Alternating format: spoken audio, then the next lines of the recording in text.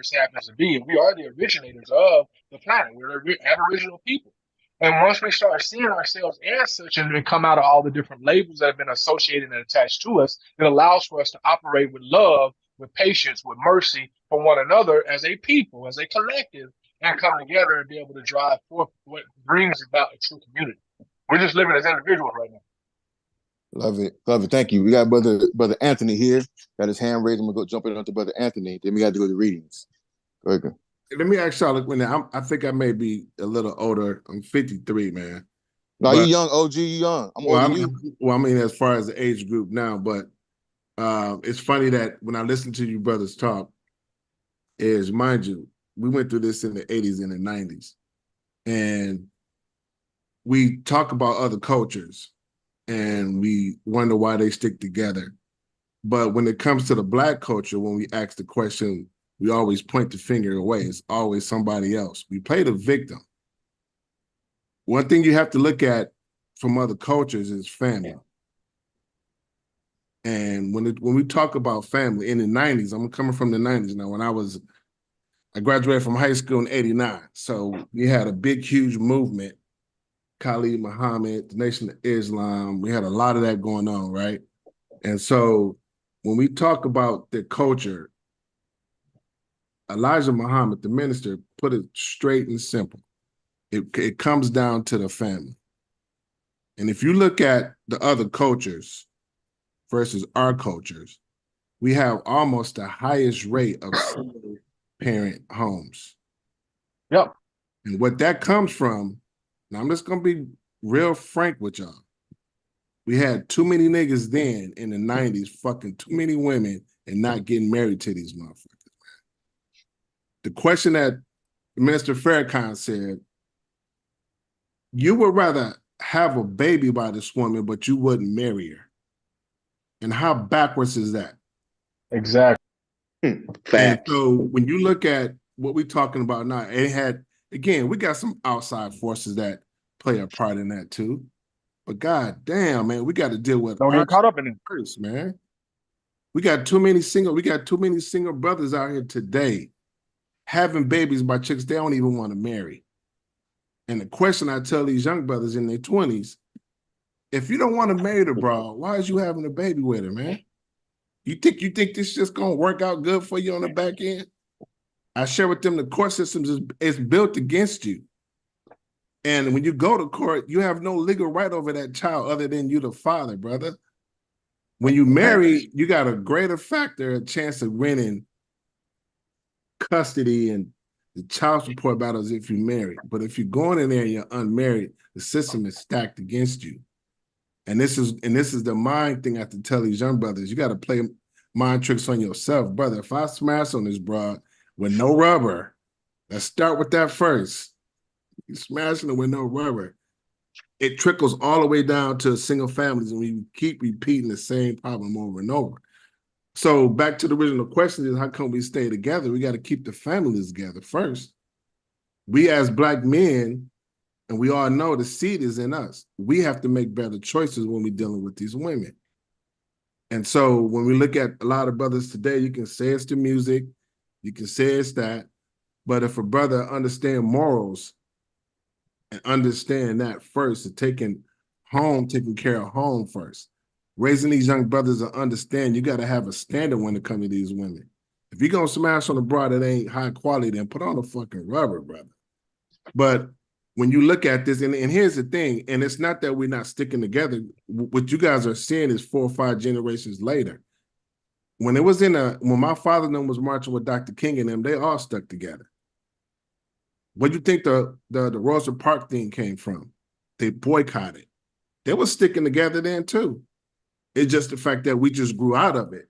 And don't think none of these other cultures are going to do the same thing. When those cultures move to the Western Hemisphere, they will break down as well. It's going to take longer, but they're going to break down. Look at the Hispanic community. You may think they're together, they're not. Look at the Hispanics, when the ones that come across the border and the ones that's been here for 20, 30 years, 40 years. They don't get along. We may think they do, but they don't. I just went down to Florida last year, and I never seen so many Hispanics that were Trump supporters. This shit was crazy. Because I'm saying, y'all motherfuckers came across the border too. But then now you want to shut the borders now that y'all family here is settled together. Now you want to shut the borders now. So that's just my 2 cents. But when it comes to us, man, I don't like to look at other cultures because ain't no other culture like ours. We the best culture. The thing is, we create everything and we start every trend. We start everything. The thing is, we just got a downfall when it comes to us keeping our families together. It ain't us sticking together. So we got to break down the family system, brother. We got to teach our young black men, brother, stop sticking your dick and repeating the same shit that your daddy did with your mama. Right. That's why he wasn't there. And we have to understand. I mean, you guys heard me say this many times. I got to give y'all pops some space. Because if you got kids, you got baby mamas, and you grew up without a father, homie, you can't be mad at pops because you did the exact same fucking thing. So, as they say in the religions in the church, you got to stop breaking. We have to break this generation. Yeah.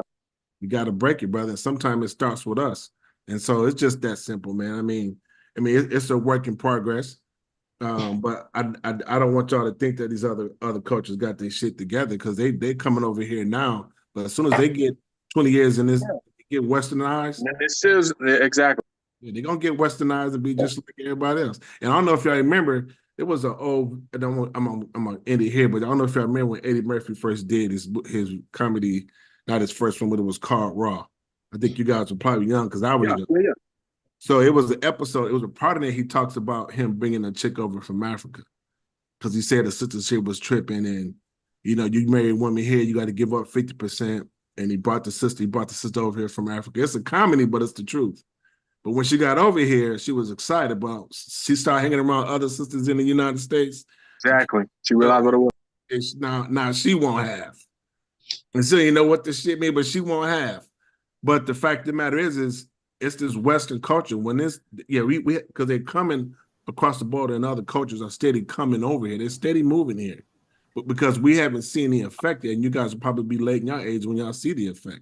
But when it comes down to it, they're gonna go through the same procedure. We just now and I'm older, I didn't seen it already. I didn't see what it looks like. But yeah, that's just my 2 cents. But as far as us sticking together, we always want to blame everybody else. We want to blame the music. We want to blame the government. We want to blame the system. We want to blame the system. It has shit to do with when you fucking a broad that you ain't married to. So you can't blame the system when you took that, when you decided to make that choice. And this is just for the brothers that I speak to that's young. I'm trying to catch them early before they make these critical decisions and smashing these broads and not being prepared. We just had 2 brothers on this call that we talked to 18, 19 years old, getting pregnant. One cat didn't graduate from high school. So how the fuck you think he gonna raise his child to have morals? It's a slim chance, but it's stacked against him. Brother didn't even have a car. So how you gonna go visit your child? You ain't got a fucking car. You gotta have your mama go get the baby. You see what I'm saying? So how do we stick together if we don't keep the family together? So that's just me 20, 30 years from now seeing that, we still having these same conversations that we had in the 80s. And so that's why I say the question comes back to the individual, because what are we going to do as men now? You know what I mean? Because the standard that we had that the other men was before us, right? Mm-hmm. Some of those standards may not have been the best standards. So what are we going to do? You know what I mean? Right. So it starts with, believe it or not, it don't start with the woman, it starts with the man. Boom. There you go. There you go. Got to be men. We have to teach the men. You got to be selective of who you dating, man. Who you gonna decide to have a baby by? Or let me just come on. Decide who in the fuck you gonna fuck raw. If you gonna fuck her raw, she better be wife material. If I'm taking a chance, don't get me wrong. I made the same. I'm just a good woman. Nigga, I grew up in the '90s when it was bad. And I had my share of women that I didn't have no rubber on, but thank God, shit. Thank God. I'm thanking God out of that, because I know a lot of homies didn't make it out of that situation. Motherfuckers was smashed. We was getting down, but lucky I came out, but I got a lot of cats that had baby mamas, man. So, but again, I take responsibility of my generation, because we was wild. 90s was wild, man. So 80s and 90s was wild. So, but yeah, when it comes to that, when I got older, now I'm 53, and when I look back at all of it, it starts with the man, bro. Period. It starts with the man, and we just got to make better decisions on who we land down with. So that's my 2 cents, man. Big facts. One thing I'll say this real quick is someone said that we need to stop trying to be the manager and just You breaking up, bro. be the.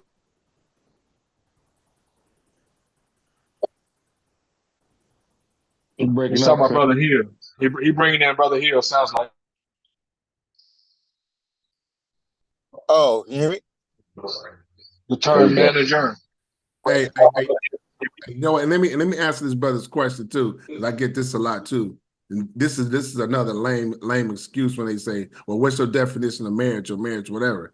Listen, it ain't got to be the court married. It ain't got to be the system married, nigga. If you got a lady, you got a lady. If she your wife, girlfriend, whatever you want to call it, it means you got one mate. Whether if you married or not, it comes down to the family. I use marriage because that's where we are in the Western culture. Well, I hear that, get that same question from the niggas back in the 90s. I don't believe in the American marriage system. Listen, man, ain't got nothing to do with marriage. It's about your commitment to one woman, period. If you got 3 or 4 baby mamas, what the fuck is marriage gonna do good for you? Especially if you taking care of your kids. And what is just an excuse, man.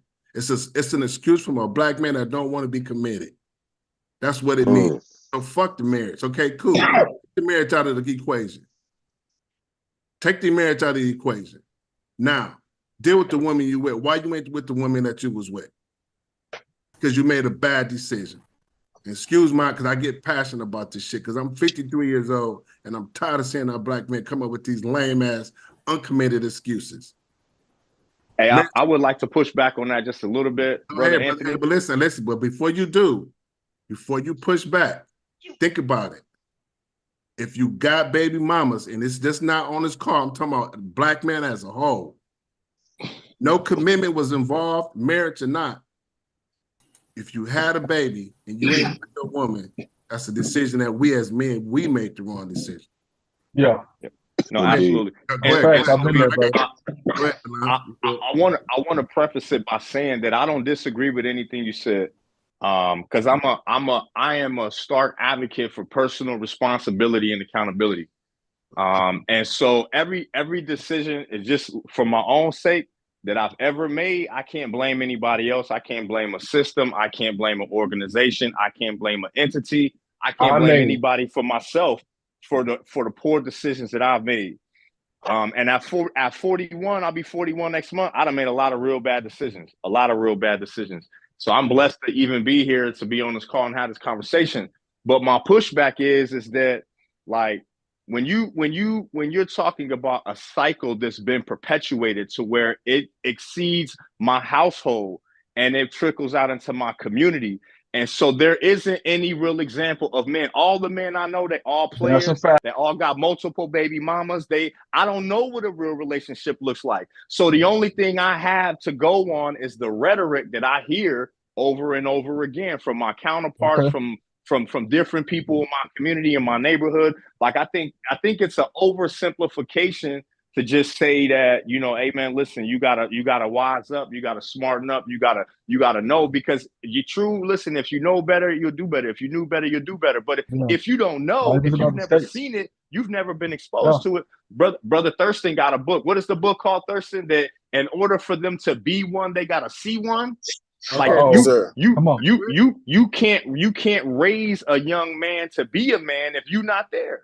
So all you doing is perpetuating the cycle. And so I get it. As men, we need to step up to the plate and we need to be more accountable. Yeah. But I think just as important as it is for us to be accountable in our own home, we need to be accountable on situations like this with each other. We need to be out here with these brothers, like how you were on that call with the little 19-year-old kid that didn't graduate high school, ain't got no diploma, ain't got no job, no car. Like, these is where these conversations need to be taking place, because these young brothers don't know. If he don't understand. Go ahead. I got you. And again, that's the first statement. Because trust me, I probably didn't have to deal with a lot of these questions that y'all ask, because I get that one a lot too. And there's some truth to that. There's some truth when you got a young man that grew up in a house without a father. Absolutely, you're absolutely fucking right. Right, and so when you look at that, we have to still go all the way back to the source, which is his father. Yes, sir. So I that's don't want to cut no one off. Okay. I know this is deep, and we can go all day long. I did bring Coach on here to do a brief seminar here, real quick, as we wrap up the last time. Oh shit, my bad. I know you. Was that, Yes, sir. Yes, sir. Yes, sir. my No, bad, so Jamil. Hey, Jamil, I done no, took all your spotlight, man. My All bad. right, ain't no thing. Ain't we're no gonna Go ahead, thing, Jay. man. Go You ahead, Jay. know, My bad, man. Go I'm ahead. here. We getting it. Everybody, putting in food. So no, it's all good. It's been a while since I've been on, so I do apologize. But life been lifing, and man, it's been taking a toll. You Yeah, breaking life. up lightweight, bro. Yeah, life has been life. And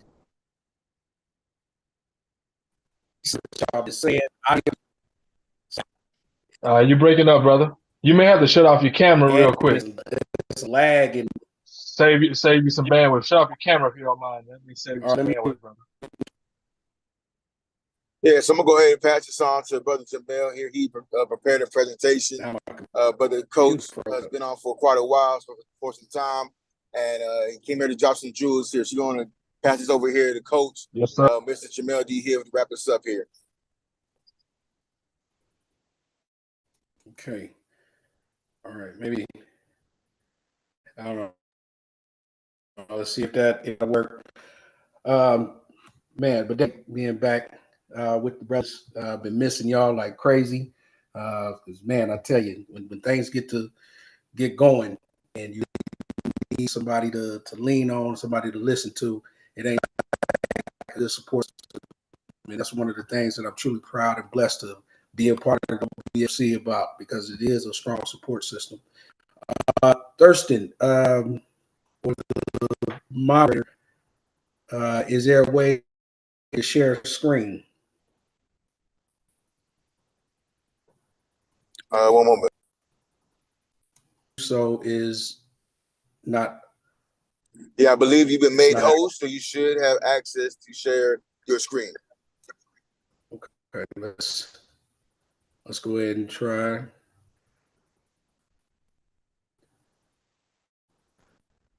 All right. Okay. We're getting somewhere. All right.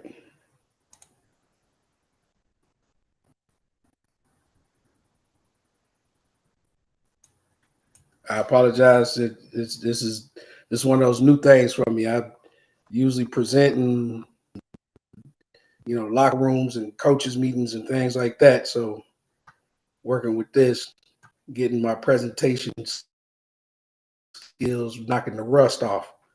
So I appreciate y'all bearing with me. Take your time, brother.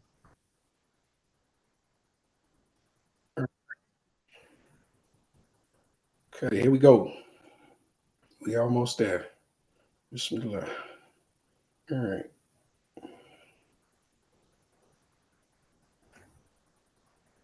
So tonight, what we're gonna go over some things from my latest Work Your Plan.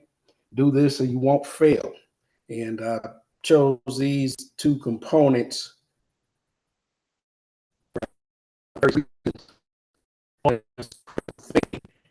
and its importance, and also the REP, or what it stands for as the reverse engineering process or reverse engineering plan. Are involved in things that require planning, critical thinking, and also require us to be extremely attention to detail. So let's see. So tonight we're going to discuss enhancing critical thinking for effective planning and time management, unlocking your potential through strategic thinking, using the power of REP, reverse engineering planning or the process.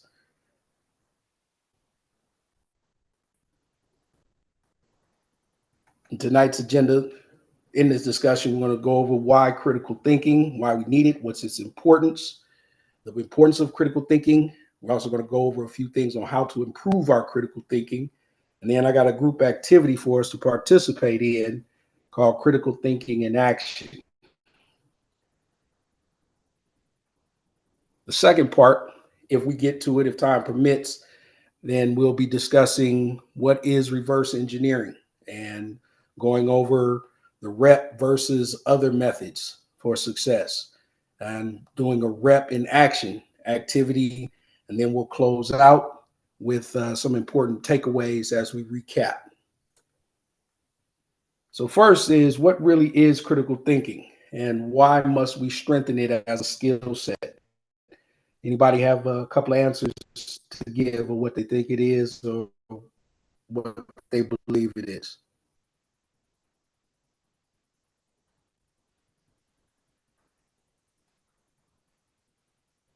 It's the ability to take a large amount of information and analyze it from a standpoint of being critical in the way you think through or be strategic with the process, the way you think through things, and then apply them Okay. to problems.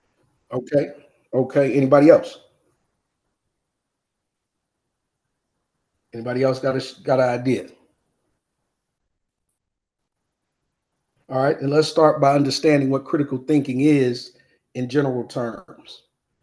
In its general terms, critical thinking is the skill of actively analyzing and evaluating information, just like the brother said, to make reasoned decisions and solve problems effectively. Because many of us, and let's go back to the previous conversation we've had where Brother Anthony was discussing, we got to have some dick discipline.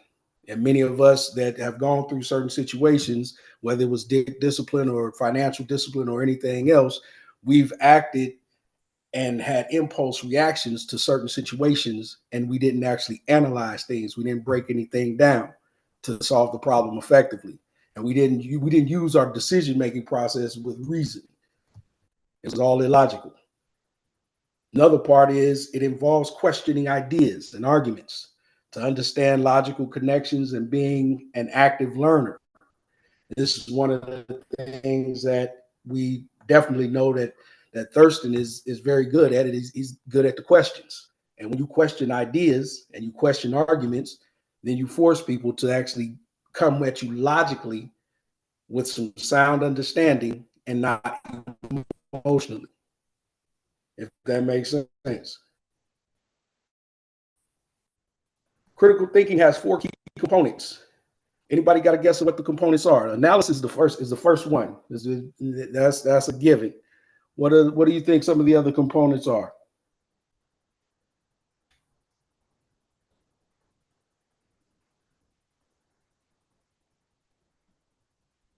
Evaluating. Evaluating. I would say observing, evaluating the will, the will to want to take it further. Obviously, man, I dig it. We are definitely on point. The first, of course, we know is analysis, breaking down the complex topics into smaller parts to understand patterns and relationships. We said evaluation, assessing the credibility and validity of information, arguments, and sources.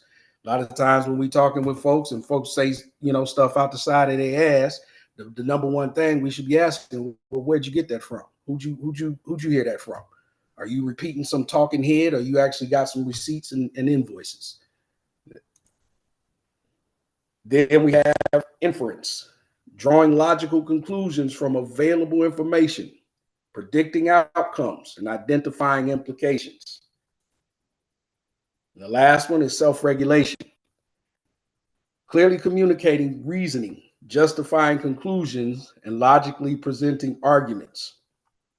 Now, with these 4 components, we understand that together these components form the backbone of critical thinking, enabling individuals to approach problems methodically and to make rational decisions and articulate their ideas effectively.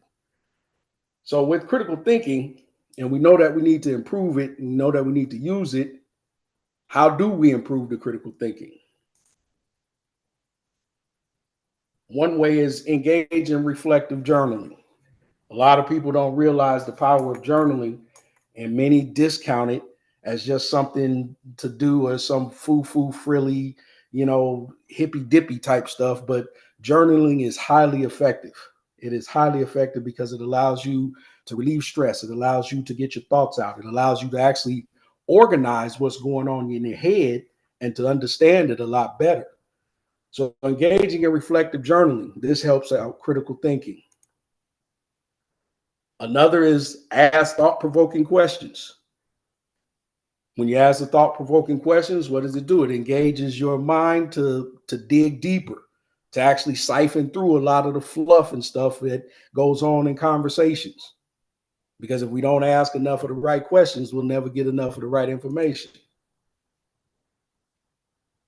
The questions that we should be asking is, why is this important? What are the alternative perspectives? What are the potential consequences? How and who does this benefit? One of the reasons why we ask that question is because knowing certain things, is it specific knowledge or is it general knowledge?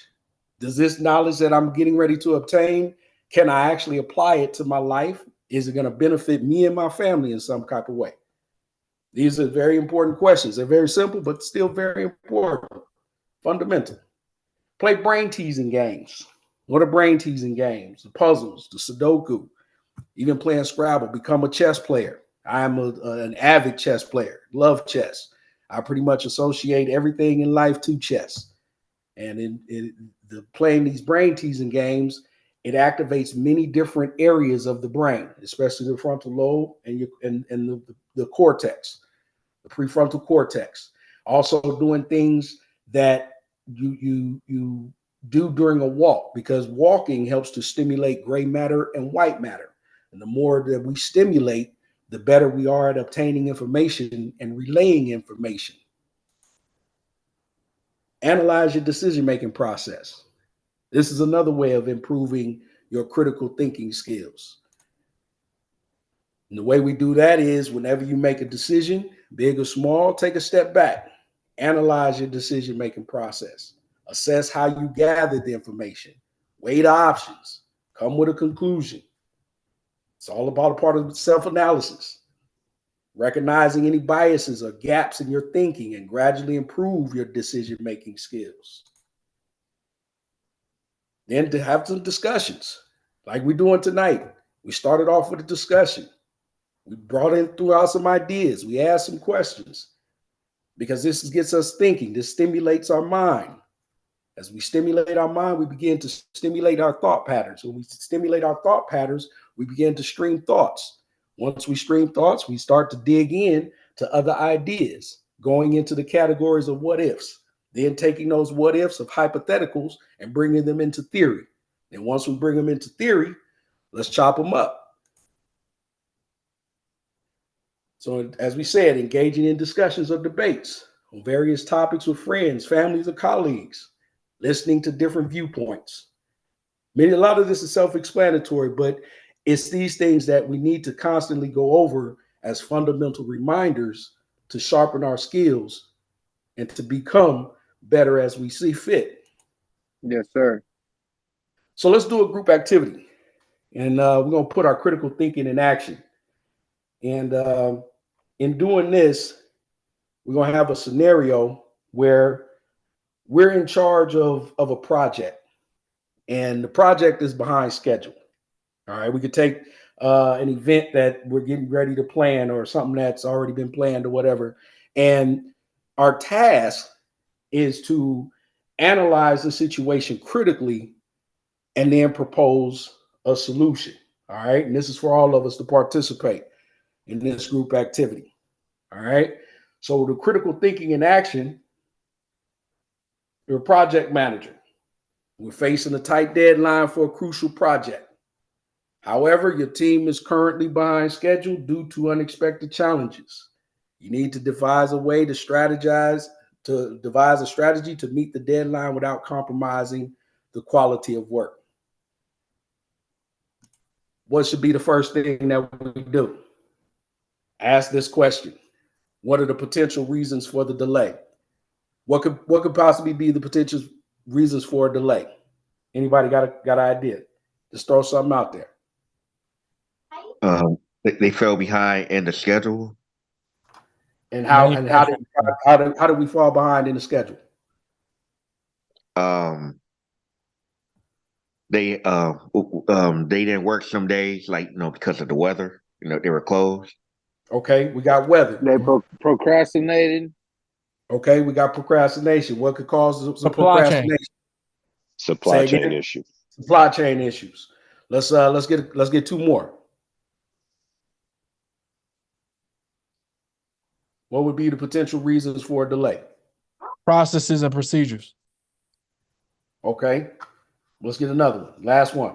I was gonna say behind budget. Oh, here you go. Okay, all right. So now that we have the information that lets us know the potential for reasons for the delay, then we ask, how would you prioritize the remaining tasks? What would be some of the suggestions? Hiring.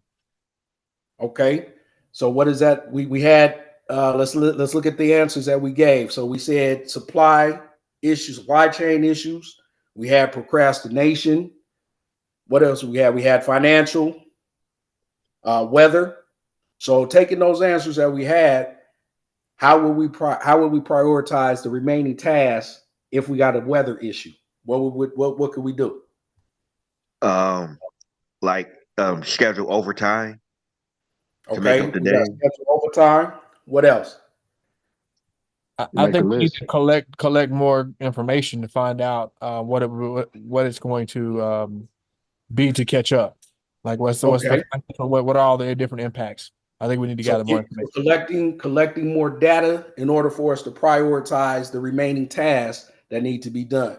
Okay, that works. Let's throw in another one. Anybody got another one? I would say focusing on those tasks that would be affected by weather. Okay. All right. Once we get that, then we'd ask this question. What resources could you leverage to get back on track? So we had weather issues, we had procrastination, we have financial, we have supply chain issues. What could be some resources that could leverage us to get back on track?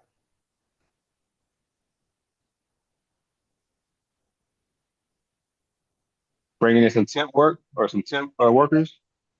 All right. Now bringing in temp work, are they affected by weather?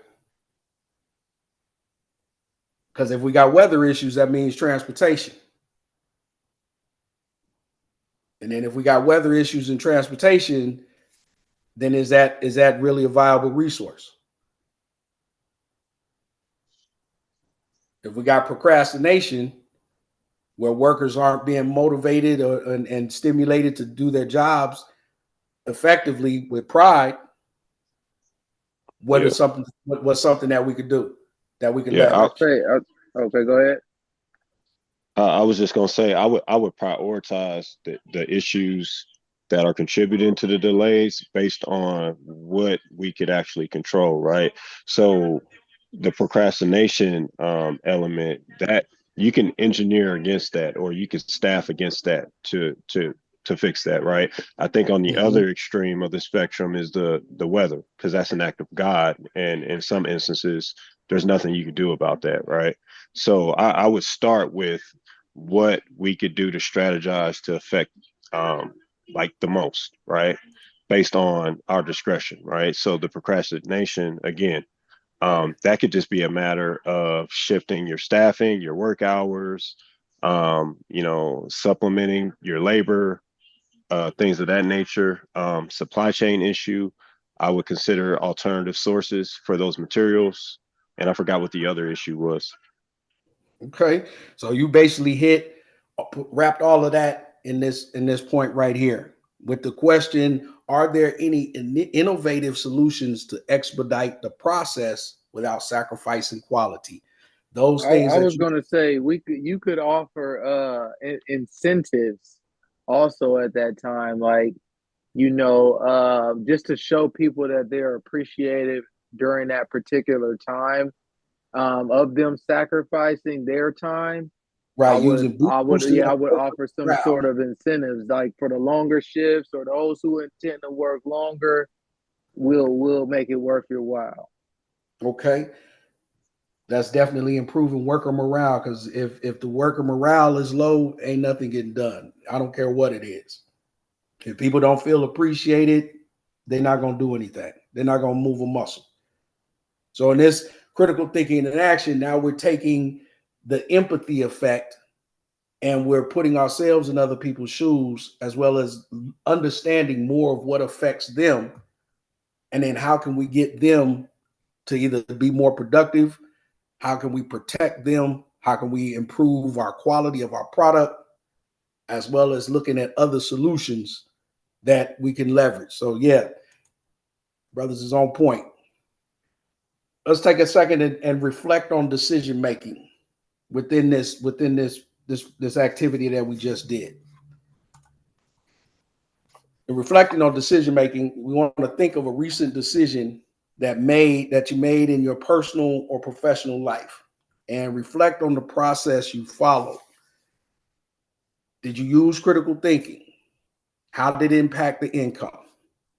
And the first question that we come up with: what factors did you consider before making the decision? And you don't have to give an answer, but if you want to, it's very welcomed. But what factors did you consider before making the decision? Next, in reflecting on decision making, we ask ourselves, did you evaluate different options or possible outcomes? Well, with the activity that we just did, we surely did. We evaluated different options. We looked at possible outcomes. We also looked at what was the potential setbacks, what can keep us from moving forward, what's affecting us now, what might affect us later on.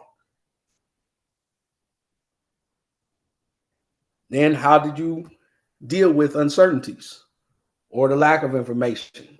This is something that we need to do every day, asking ourselves this question, especially at the end of the day, because a lot of times, those of us that are married, a lot of times our wives ain't happy at the end of the day all the time. Our children aren't happy with us at the end of the day all the time. If you're a co-worker or a manager or a boss or whatever, a lot of the people that are your subordinates, they're not happy with you the majority of the time. So how do we deal with it? How do we deal with the uncertainties or the lack of information? Moving forward, in retrospect, do you think you applied critical thinking? If so, how did it affect the outcome? In our activity, we definitely took an approach of critical thinking. We asked some questions. We took a stab at what could stop us, what can hinder us. Then we put in motion some things that, hey, if we did this, we will get better results. If we did this, this can happen. One of the things Brother Bilal said, definitely doing something to boost up worker morale.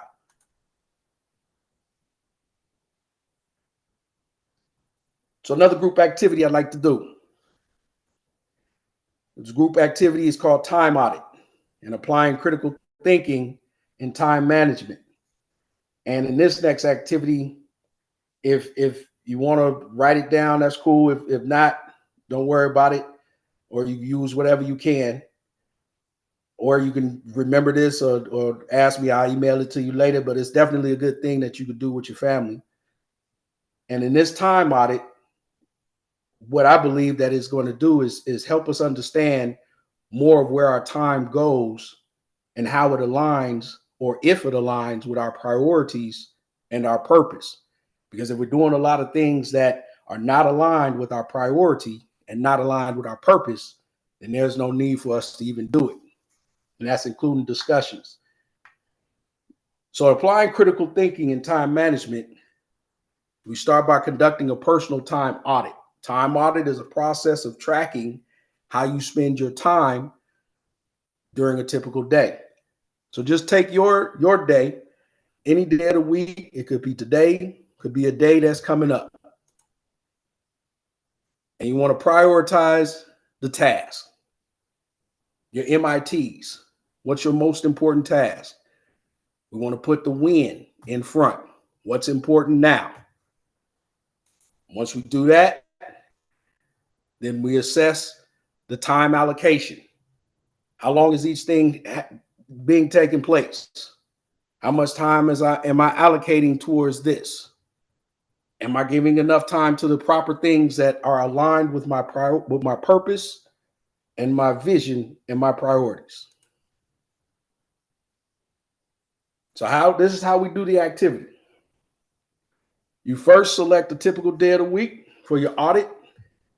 Then you divide your day into blocks of time. For each time block, record what you did during that period using abbreviations of what you did. That way it saves you time from writing out full words. Now, after you've recorded a few days or day or week, categorize these activities. And the categories might include time that you're spending for work, time that you're spending for personal, time for family, time to exercise, time for leisure, so forth and so on. So if you want to do the activity right now, perfect. If not, you could do it later. I could give you the instructions. You can do it with your family, but this is definitely a good time for it. So you can do it mentally as well, because this is definitely an eye opener once you realize what's going on with your time. And in the time audit, under the categories, you got work, personal time, family, exercise, leisure, and any other things, right? You've selected your day of the week. You've divided your day into time blocks. And then you've looked at how much time you're spending. I'm spending 3 hours here at personal time. I'm doing 10 hours at work. I'm giving only 30 minutes of time to my family. I've got, a few minutes of exercise in, leisure. I'm probably, messed around and binge watched Power or something like that, Then you reflect on your audit. You ask yourself these questions. Are there areas where you're spending more time than you thought? Are your activities aligned with your priorities, purpose, and your goals? And what changes can you make to use your time more effectively? And this is where I want to pose this question to some of you brothers. What changes can you make to your time to use your time more effectively? If anybody doesn't mind sharing, I'd love to hear from you.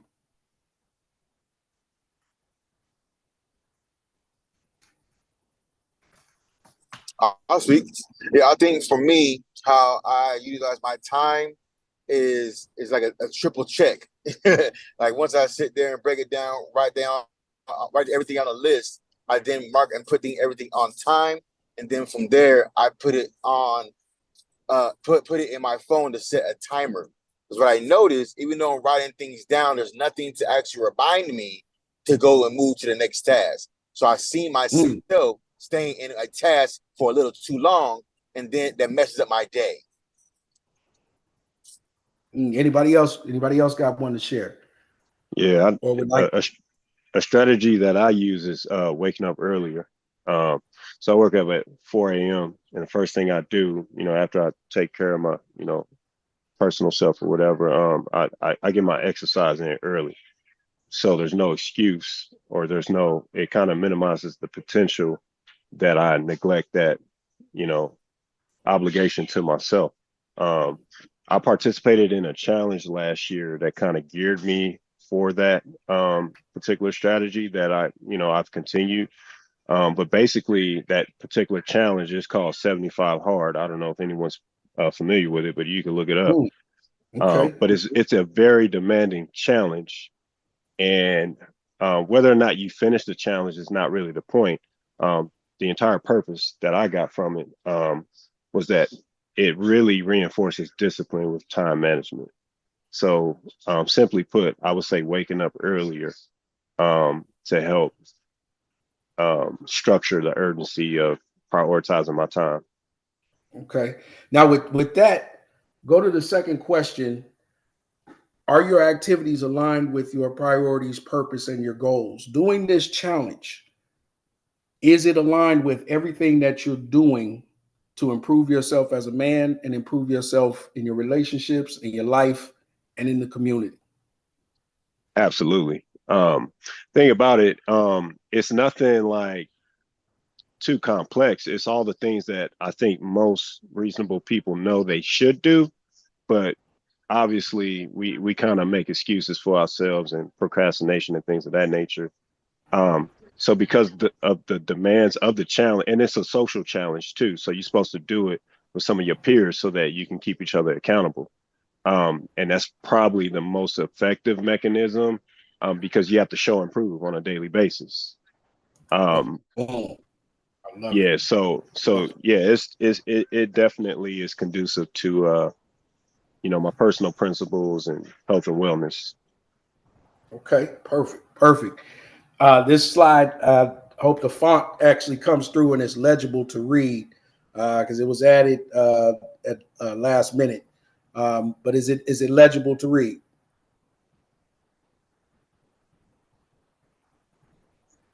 No.